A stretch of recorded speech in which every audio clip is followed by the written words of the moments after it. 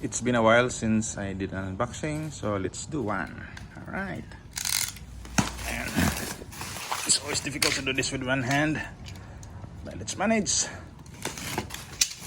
And alright. So this is set up. You have to connect this one here. And you should be able to connect, I think. Yeah, okay. That should do it. And the connections are on this side. Which side? This one here. Yan. This must be the switch. Yeah, the switch.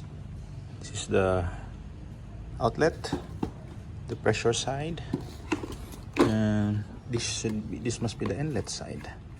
Right here. Yan. And let's try it. So this connects to the supply line. Yep. I'm using quick connects. So this is quite a pretty long gun. Yeah, this one. The owner's manual and warranty card. I'll try to use this one instead. This is a short gun, and I think they are the same, so it should be okay.